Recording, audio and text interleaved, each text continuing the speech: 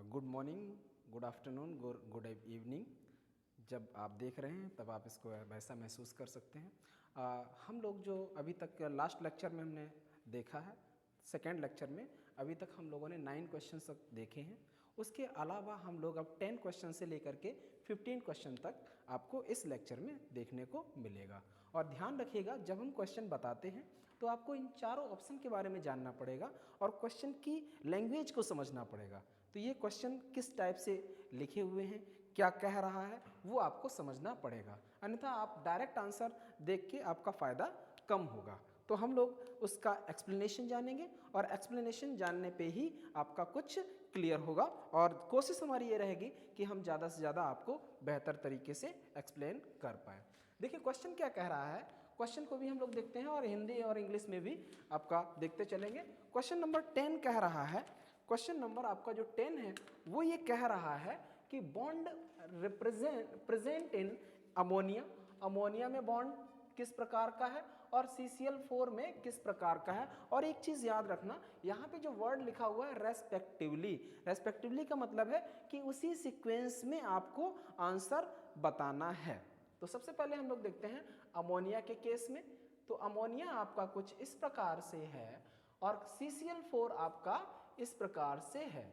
अगर आप देखें कार्बन टेट्राक्लोराइड, इसका हम लोग बहुत अच्छी तरीके से इस्तेमाल करते हैं। कहाँ पे इस्तेमाल करते हैं? आपका सॉल्वेंट की तरह काम करता है तो वहाँ पे इस्तेमाल करते हैं। आप यहाँ पर भी देख लीजिएगा प्लीज़, यहाँ पर भी कोवैलेंट बॉन्ड दिख रहे हैं और यहाँ पर भी आपके कोवैलेंट बॉन्ड दिख रहे हैं। तो आंसर हो जाएगा both are covalent bond containing. तो आंसर आपका हो जाएगा both covalent bond. Next question है आपका अर्जेंटाइट। देखिए अर्जेंटाइट जैसे ही दिमाग में आया है तो सबसे पहले जितने भी मेटलर्जी के क्वेश्चन आए उनका और पूछा जाए, मिनरल पूछा जाए, तो आपको उनके फॉर्मूले पता होना चाहिए। फॉर्मूले पता होंगे तभी आप इस टाइप के क्वेश्चंस को कर पाएंगे। तो क्वेश्चन क्या कह रहा है, argentite is a mineral of, mineral का मतलब होता है खनिज, खनिज। देखिए अर्जेंटाइट किसका खनिज है, तो हमें अर्जेंटाइट का फॉर्मूला पता होना चाहिए। अर्जेंटाइट का फॉर्मूला होता है Ag2S। ये क्या है? Ag2S, यानी कि सिल्वर का ओर होगा, सिल्वर का मिनरल होगा, तो आंसर आपका हो जाएगा सिल्वर। ठीक है, आंसर क्या हो जाएगा? सिल्वर आंसर आपका हो जाएगा। इसके बाद आता है which of the following structurally different. देखिए ध्यान दीजिएगा प्लीज, डिफरेंट स्ट्रक्चर किसका होगा। अगर आप देखें तो क्वेश्चन नंबर 12 का मैं हिंदी भी बोल सकता हूं।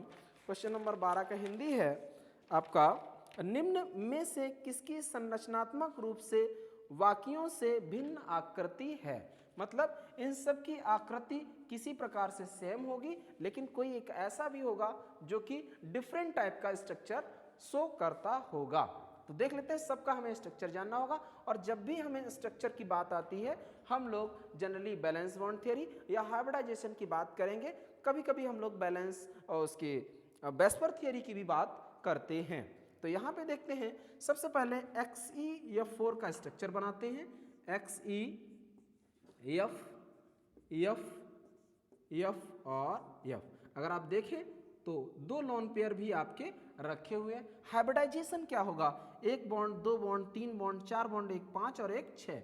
अगर आप देखें तो यहाँ पे sp3d2 हाइब्रिडाइजेशन होगा। आगे देख लेते हैं BF4 का स्ट्रक्चर आपको कुछ ऐसा देखने को मिलेगा। बैलेंस सेल में इसके 3 इलेक्ट्रॉन होते हैं, F माइनस ने 1 लोन पेयर दे दिया तो हाइब्रिडाइजेशन 1 2 3 4। यहाँ पे जो स्ट्राइक कोड होगा वो 4 हो जाएगा और हाइब्रिडाइजेशन sp3 हम लोग कैलकुलेट कर पाएंगे। CH4 के केस में देखें, CH4 में चारों हाइड्रोजन से सिंगल बॉन्ड बन जाएगा। कार्बन के बैलेंस सेल में 4 इलेक्ट्रॉन होते हैं और यहाँ पे हाइब्रिडाइजेशन हो जाएगा sp3। मतलब इसका स्ट्रक्चर क्या हो जाएगा? ऑक्टाहाइड्रल स्ट्रक्चर हो जाएगा। इसका आपका टेट्राहाइड्रल हो जाएगा, इसका टेट्राहाइड्रल हो जाएगा। और अमोनियम का भी स्ट्रक्चर अगर आप देखें तो नाइट्रोजन के वैलेंस सेल में होते हैं 5 इलेक्ट्रॉन, उसने 1 इलेक्ट्रॉन H+ को डोनेट कर दिया, इसलिए अमोनियम का स्ट्रक्चर कुछ ऐसा बन गया, एक भी इलेक्ट्रॉन नहीं बचा हुआ है। हाइब्रिडाइजेशन हो जाएगा sp3।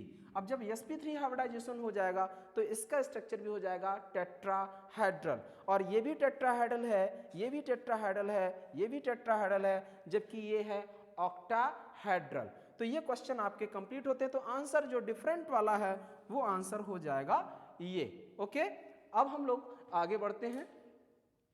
आगे बढ़ने के लिए अब क्वेश्चन नंबर आता है 13। क्वेश्चन नंबर 13 क्या कहना चाहता है? क्वेश्चन नंबर 13 कहना चाहता है, ये है पीरियोडिक टेबल का क्वेश्चन।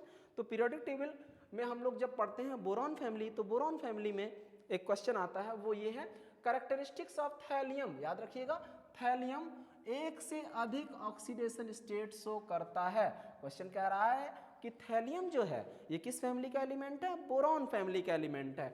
आप देख सकते हैं बोरॉन, एल्युमिनियम, गैलियम, इंडियम और थैलियम, और उसके बाद आता है नाइहोनियम, NH, नाइहोनियम भी आता है। अगर आप देखें तो boron, aluminium, gallium, indium, thallium, अगर आप ऊपर से नीचे की तरफ बढ़ते चले जाएं, हमें मालूम है कि जब गैलियम, इंडियम, थैलियम की बात करते हैं, ऊपर से नीचे की ओर किसी ग्रुप में जाते हैं, तो एक से ज़्यादा ऑक्सीडेशन स्टेट शो करने लगता है। और कितना करता है? जो बैलेंस सेल में इलेक्ट्रॉन होते हैं उससे 2 कम शो करता है। क्या क्या क्या? हाँ, मैंने बिल्कुल सही कहा कि बोरॉन +3 ऑक्सीडेशन स्टेट शो कर सकता है, aluminium triple+ oxidation state show कर सकता है, गैलियम भी 3+ ऑक्सीडेशन स्टेट शो कर सकता है, इंडियम भी 3+ ऑक्सीडेशन स्टेट शो कर सकता है, थैलियम भी 3+ ऑक्सीडेशन स्टेट शो कर सकता है। नाइहोनियम की अभी हम लोग बात नहीं करेंगे। तो ये 3+ तो शो कर सकते हैं, लेकिन जो गैलियम, इंडियम, थैलियम है ये +1+1+1 ऑक्सीडेशन स्टेट भी शो कर सकते हैं, जबकि थैलियम जो है वो +1 एंड +3 दोनों ही शो करता है। यहाँ पर +1 और +3 शो करता है, +1 और +3 दोनों शो करता है। इनमें अगर दोनों में देखें तो +3 ऑक्सीडेशन स्टेट मोर स्टेबल होगा as compare as +1 oxidation state. लेकिन थैलियम में अगर देखें हम तो +1 ही आपका मोर स्टेबल ऑक्सीडेशन स्टेट होगा कंपेयर टू +3। ये कारण क्या है? ये पहली बात तो 2 कम क्यों शो करता है? 2 कम शो करने का रीजन है इसका कि यहाँ पे इनर्ट पेयर इफेक्ट लगता है। क्या? हाँ, इनर्ट पेयर इफेक्ट लगता है, मतलब अक्रिय युग्म प्रभाव लगता है। और अक्रिय युग्म प्रभाव क्या होता है कि जैसे जैसे हैवियर एलिमेंट किसी ग्रुप में बढ़ते हैं तो ऊपर से नीचे की तरफ जाते हैं, तो हैवियर एलिमेंट में क्या है कि जो S के इलेक्ट्रॉन है और P के इलेक्ट्रॉनों के बीच में काफ़ी ज़्यादा एनर्जी गैप हो जाएगा, और जो S के इलेक्ट्रॉन है वो न्यूक्लियस के नज़दीक हो जाएंगे, जिससे उनके इलेक्ट्रॉन तो आसानी से नहीं निकलते हैं और P के इलेक्ट्रॉन आसानी से निकल जाते हैं।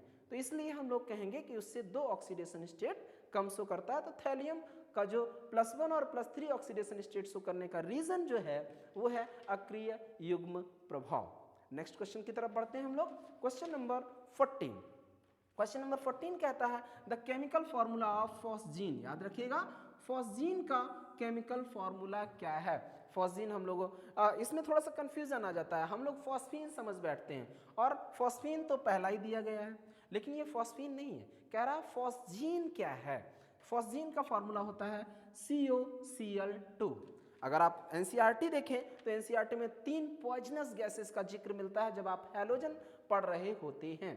कौन? एक फॉस्जीन मतलब COCl2 पॉइजनस गैस है। इसका हम लोग यूज जो वॉर होते हैं वहाँ पे इस्तेमाल किया जाता है। या अगर आप देखें तो मस्टर्ड गैस भी पॉइजनस गैस होती है, और अगर आप देखें तो मस्टर्ड गैस का फॉर्मूला आपका ये होता है, ये आपका मस्टर्ड गैस है, ये भी पॉइजनस है। और एक टीयर गैस भी होती है। टीयर गैस अगर आप देखना चाहें तो CCl3 और NO2 रहता है, ये आपका है टीयर गैस, आंसू गैस है। इसका भी इस्तेमाल करते हैं हम लोग वार में, युद्धों में करते हैं, क्योंकि आँखों में इरिटेशन होने लगती है, दिखता नहीं है, तो ये टीयर गैस है।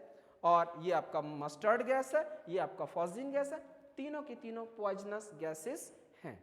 ठीक है, तो यहाँ पे जो पूछा गया था फॉस्जीन के बारे में पूछा गया, तो हमने आंसर दे दिया। आंसर है आपका COCl2। ओके, नेक्स्ट क्वेश्चन क्या कह रहा है? ये काफ़ी अच्छा क्वेश्चन है, और ये आपका बायोमोलिक्यूल एक चैप्टर है वहाँ से है। क्या कह रहा है कि electrical neutral charge dipolar ion, याद रखना डाइपोल तो हो लेकिन उसमें इलेक्ट्रिकल न्यूट्रलिटी मेंटेन रहती है। मतलब यहाँ पे भी कह रहा तटस्थ आवेशित विद्युतीय आयन को क्या कहते हैं?